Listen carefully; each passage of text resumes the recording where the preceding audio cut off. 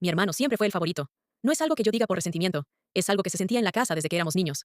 Si él se equivocaba, era porque estaba cansado. Si yo me equivocaba, era porque siempre había sido muy distraída. Si él levantaba la voz, decían que tenía carácter. Si yo hacía lo mismo, era una malagradecida. Crecí viendo cómo todo lo suyo se justificaba y todo lo mío se cuestionaba, pero aún así, nunca pensé que un día él iba a ser la persona que me dejara sin nada. Mi papá era el centro de la familia. No era un hombre cariñoso de palabras grandes, ni abrazos cada 5 minutos, pero era de esos que mantenían todo en orden. La casa, el negocio, los pagos, los papeles, las cuentas. Él sabía dónde estaba cada cosa. Y aunque con mi hermano siempre tuvo una relación más cercana, conmigo tenía algo distinto, una especie de complicidad callada. A veces yo era la única que entendía cuándo estaba de mal humor y cuándo simplemente estaba cansado. A veces me pedía que le ayudara con cosas pequeñas, revisar recibos, acomodar documentos, llamar a alguien. Yo sabía más de su vida práctica de lo que todos imaginaban. Cuando se enfermó, todo cambió muy rápido. Al principio pensamos que iba a salir adelante, que solo era una crisis, un susto, algo que con tratamiento se podía controlar. Pero en cuestión de meses ya no era el mismo. Se veía más delgado, más callado, como si supiera algo que nosotros todavía no queríamos aceptar. Mi hermano, en cambio, se empezó a mover como si ya estuviera ensayando el papel de hombre de la casa. Se metía en las conversaciones con los doctores, tomaba decisiones, contestaba por todos. Y como yo estaba emocionalmente destruida, sinceramente lo dejé. Me pareció lógico. Pensé, bueno, él está más entero, él puede encargarse, yo no puedo ni pensar claro ahorita. La noche que mi papá murió, sentí que se me vació el cuerpo. No me acuerdo bien de muchas cosas de ese día, solo de fragmentos. La sala llena de gente. El olor del café recalentado.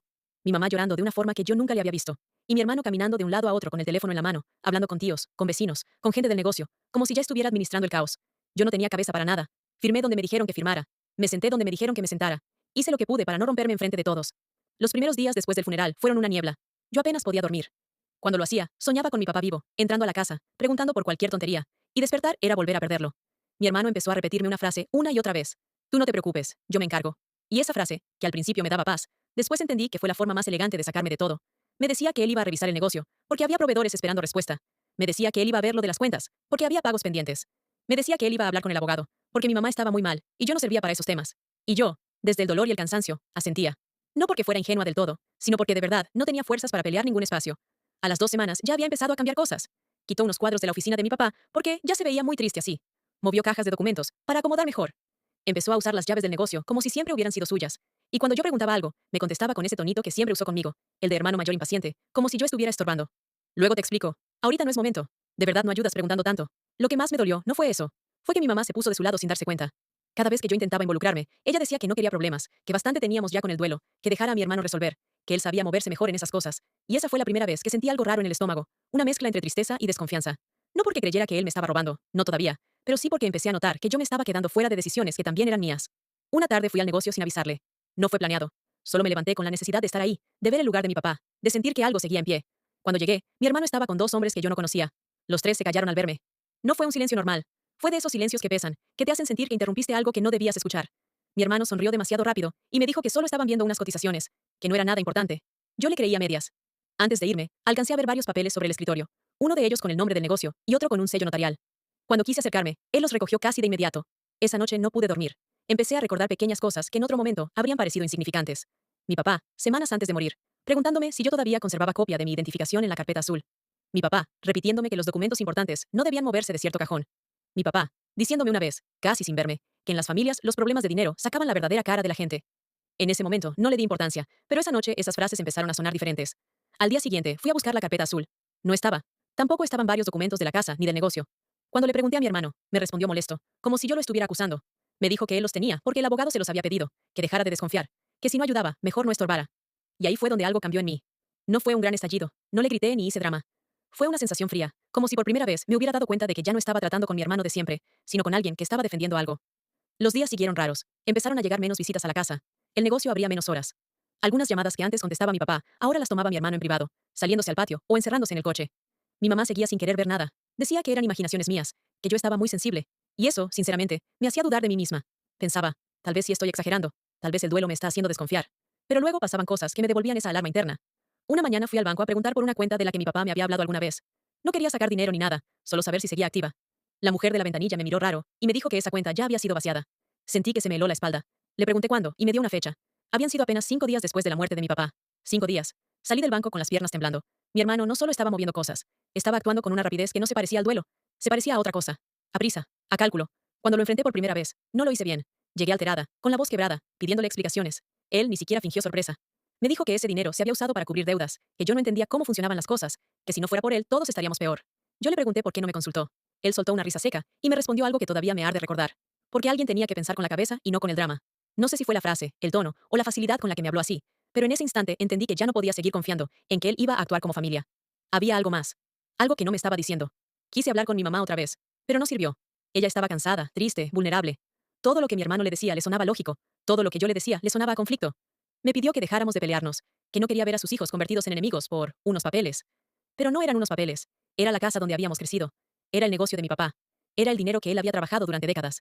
Era el lugar que a mí me correspondía dentro de mi propia familia. Y poco a poco, yo sentía que me lo estaban borrando. Pasó un mes. Un mes en el que mi hermano se adueñó de todo sin anunciarlo. Empezó a decir mi negocio, mis decisiones, mi casa, con una naturalidad que me provocaba náusea. Una tarde lo escuché decir por teléfono que estaba viendo opciones para vender una parte del terreno de atrás. Me quedé paralizada. Ese terreno tenía un valor sentimental enorme para mi papá. Ahí quería ampliar el taller. Ahí tenía guardadas máquinas viejas, herramientas, cosas que nunca quiso tirar. Le pregunté qué estaba haciendo y me dijo que la propiedad estaba a su nombre ya, que él podía decidir. Esas palabras me dejaron muda. Ya está a mi nombre. Yo no sabía cómo había hecho eso. No sabía qué había firmado yo, qué había firmado mi mamá, qué habían movido el abogado y él mientras todos estábamos enterrando a mi papá y tratando de no desmoronarnos. Pero en ese momento lo supe. Me había sacado de la jugada completa. Y lo peor era que lo había hecho sonriéndome, diciéndome que no me preocupara, mientras yo lloraba a nuestro padre. Ese día me fui a mi cuarto, cerré la puerta, y por primera vez desde la muerte de mi papá, lloré con coraje, no con tristeza. Lloré de impotencia, de humillación, de sentirme tonta. Me repetía una y otra vez cómo había podido confiar, cómo no vi venir nada, cómo dejé que me hiciera a un lado con tanta facilidad. Y mientras más lloraba, más clara se volvía una idea. Si yo seguía reaccionando desde el dolor, él iba a seguir ganando. A la mañana siguiente me levanté distinta. No más fuerte, no más valiente, no más lista. Distinta. Como si algo adentro de mí se hubiera endurecido. Dejé de pedirle explicaciones.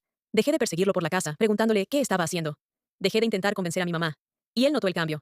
Incluso me preguntó si ya había entendido que era mejor dejar las cosas en sus manos. Le dije que sí. Y esa fue la primera mentira útil que le dije en toda mi vida. ¿Por qué no? No había entendido eso. Lo que había entendido era otra cosa.